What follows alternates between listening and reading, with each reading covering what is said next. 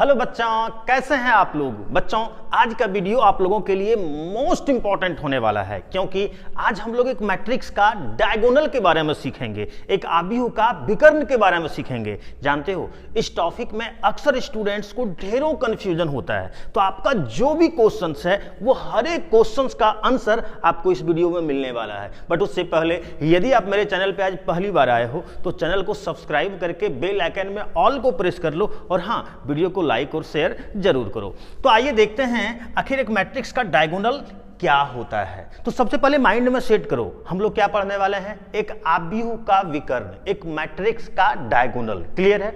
अब देखो क्या कह रहा है, let A be the any square matrix of order n by n, यानी एक मैट्रिक्स का डायगोनल के बारे में पढ़ने वाले हैं, और वहां पर जो मैट्रिक्स लिया जा रहा है वो स्क्वायर मैट्रिक्स है।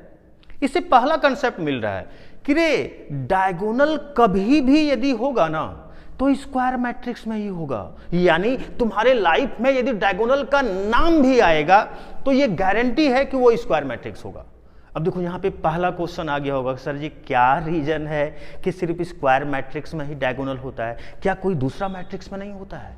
अब क्या इसका एक्चुअल में आंसर होगा आपको आगे पता चलने वाला है। आप मेरे साथ बने रहो और एक एक कंसेप्ट को सीखने का कोशिश करो। तो सबसे पहला कंसेप्ट आप दिमाग में सेट कर लो कि डायगोनल जो होता है वो सिर्फ स्क्वायर मैट्रिक्स में होता है। डायगोनल जो होता है वो सिर्फ स्क्वायर मैट्रिक्स में होता है। क्यों? आगे बने रहिए, आपको पता चल जाएगा इसका रीजन। आगे बढ़ता है।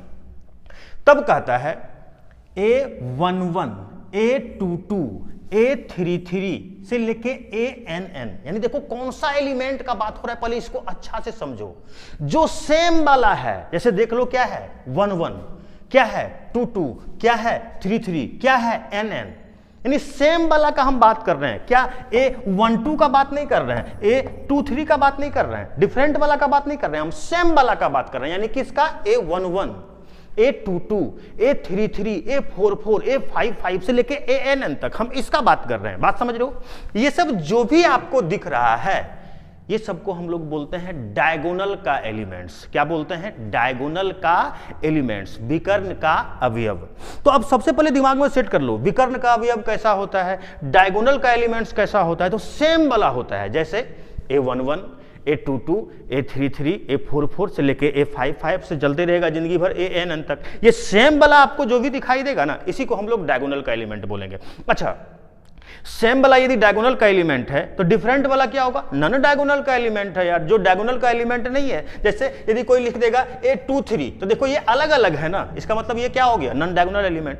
तो सिंपल दिमाग में कंसेप्ट सेट करो, जो सेम वाला होगा, जैसे A11, A22, A33 से लेके ANN तक, ये जो भी होगा ये सब डायगोनल का एलिमेंट होगा। और जो डिफरेंट वाला होगा, जो अलग अलग होगा, उसको हम लोग क्या बोलेंगे? नॉन डायगोनल का एलिमेंट। क्लियर है। अब यदि बात किया जाए तो देखो आगे क्या कहता है, a line passing through the elements of the diagonal is called principal diagonal और मेन डायगोनल, यानी एक ऐसा लाइन जो डायगोनल के एलिमेंट से पास करता है। ध्यान देना और इसको याद रखने का कोशिश करना, एक ऐसा लाइन जो डायगोनल के एलिमेंट से गुजरता है, विकर्ण के अवयव से पास करता है, उसको हम लोग बोलते हैं प्रिंसिपल डायगोनल या तो मेन डायगोनल। क्लियर है। आ जाओ इसको और अच्छे से समझते हैं। जैसे आप देखिएगा, अभी हम आपको क्या सिखा रहे थे, जो सेम वाला होगा, जैसे A11, A22, A33 से लेके ANN तक, जो भी इस तरह का सेम वाला होगा उसको डायगोनल का एलिमेंट बोलते हैं। और बाकी जो भी डिफरेंट वाला है, जैसे A21, A31, A32, इस तरह से जो भी आपको डिफरेंट वाला दिख रहा है, ये सबको हम लोग क्या बोलेंगे? नॉन डायगोनल का एलिमेंट है। ये क्लियर है। तो अच्छा से दिमाग में सेट कर लो, एक मैट्रिक्स में ये जो कोना कोनी जाएगा ना भैया, वही होता है डायगोनल का एलिमेंट। अब बाकी जो भी आपका रेस्ट बच गया वो आपका क्या होता है? Non diagonal element. क्लियर है।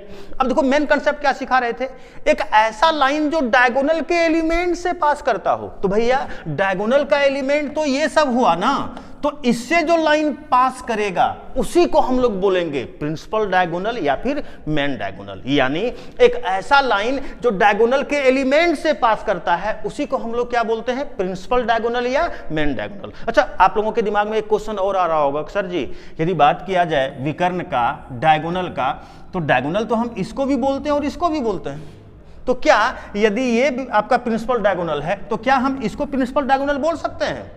तुम खुद सोच के इसका आंसर जो है सोच सकते हो। आप देखो ना, क्या बोले हैं?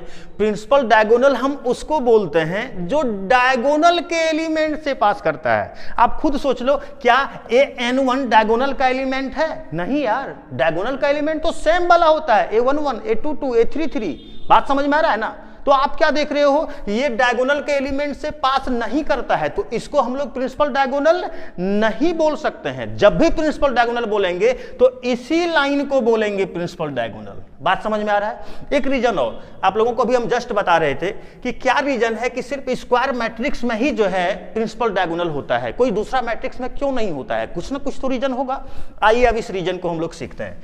जैसे यदि मान लीजिए हमारे पास कोई एक मैट्रिक्स है a11, a12, a13, a21, a22, a23, a31, a32 और a33। आप देख लीजिए इसका ऑर्डर क्या है, 3/3। तो चूंकि ये आपका रो का संख्या कॉलम का संख्या बराबर है, इसका मतलब ये स्क्वायर मैट्रिक्स है, तो इसमें तो होगा। आप देखो ना, इसमें जो आपको सेम वाला दिख रहा है a11, a22, a33, ये सब क्या है? डायगोनल का एलिमेंट। अब बाकी जो भी आपका बच गया ये सबको हम लोग क्या बोलेंगे? नॉन डायगोनल का एलिमेंट। और एक ऐसा लाइन जो डायगोनल के एलिमेंट से पास करता हो उसी को हम लोग क्या बोलते हैं? Principal diagonal. क्लियर है? चलिए, तो ये कंसेप्ट तो देख लिए कि भैया स्क्वायर मैट्रिक्स में प्रिंसिपल डायगोनल है। यदि स्क्वायर मैट्रिक्स नहीं हो तो क्या उसको प्रिंसिपल डायगोनल बोलेंगे? आप खुद सोचना। जैसे मान लीजिए कोई एक मैट्रिक्स ले लेते हैं a11, a12, a13, a21, a22 और a23। देख लीजिए इसका ऑर्डर कितना है? 2/3, यानी रो का संख्या कॉलम की संख्या के बराबर नहीं है, इसका मतलब ये स्क्वायर मैट्रिक्स नहीं है। क्लियर है? तो अब देखो ये सेम वाला एलिमेंट क्या है? a11, a22, ये सब डायगोनल का एलिमेंट हुआ, और इससे जो लाइन गुजरता है इसको हम लोग प्रिंसिपल डायगोनल बोलते हैं। क्लियर है? तुम खुद सोच लो, क्या इसको हम प्रिंसिपल डायगोनल बोलेंगे? ऐसे नहीं। यदि नहीं आपको समझ में आ रहा है तो देखिएगा। जैसे मान लीजिए हमारे पास कोई एक रेक्टेंगल है, ठीक, यहां भी कोई एक रेक्टेंगल है, तो आप डायगोनल यानी विकर्ण किसको बोलते हो? जब एक कॉर्नर से चलते हैं और दूसरे कॉर्नर के पास पहुंचते हैं तब ना विकर्ण बोलते हो। तो यहां देखो, एक कॉर्नर से चले और दूसरे कॉर्नर के पास पहुंचे, लेकिन यदि यहां आप देखो तो ये ऐसे चले और यहां से बीच से ही गुजर गया, तो क्या इसको विकर्ण बोलोगे? तो क्या इसको आप जो है डायगोनल बोलोगे? नहीं बोलेंगे। तो हम क्या देख रहे हैं कि जब स्क्वायर मैट्रिक्स नहीं रहता है ना, तो भैया उस कॉर्नर के पास जाता ही नहीं है, बीचे से गुजर जाता है यार। इसका मतलब हम क्या देख रहे हैं? इसको हम लोग विकर्ण, इसको हम लोग डायगोनल नहीं बोल सकते हैं। तो इससे एक चीज समझ में आ रहा है, इस कॉर्नर से इस कॉर्नर के पास कब पहुंच रहा है? जब वो स्क्वायर मैट्रिक्स हो रहा है। तो यहां से एक कंसेप्ट तो क्लियर है, तुम्हारे लाइफ में यदि मैट्रिक्स में यदि डायगोनल का नाम भी आएगा तो ये गारंटी है कि वो स्क्वायर मैट्रिक्स होगा, कोई दूसरा मैट्रिक्स हो ही नहीं सकता है यार। बात समझ में आ रहा है? यानी यदि डायगोनल का विकर्ण का नाम भी आएगा तो ये गारंटी है वो कौन सा मैट्रिक्स होगा? स्क्वायर मैट्रिक्स होगा। क्लियर है? तो यहां पे क्या क्या कंसेप्ट हम लोग सीखे, चलो फटाफट पहले रिमाइंड कर लेते हैं। पहला, डायगोनल का नाम आएगा कभी भी तो समझ जाना है स्क्वायर मैट्रिक्स है। क्लियर है? दूसरा, जो सेम वाला होता है जैसे a11, a22, a33 से लेके an तक जो भी आपका सेम वाला एलिमेंट दिख रहा है उसको डायगोनल का एलिमेंट बोलते हैं। और जो डिफरेंट वाला होता है जैसे a23, 51, 62, मतलब इस तरह के जो भी डिफरेंट वाला होगा वो सबको हम लोग क्या बोलेंगे? नॉन डायगोनल एलिमेंट्स, यानी जो डायगोनल का अवयव नहीं है, जो डायगोनल का एलिमेंट्स नहीं है। क्लियर है? तो आज का वीडियो आप लोगों को कैसा लगा आप जरूर कमेंट करके बताइएगा। मिलते हैं, बाय बाय।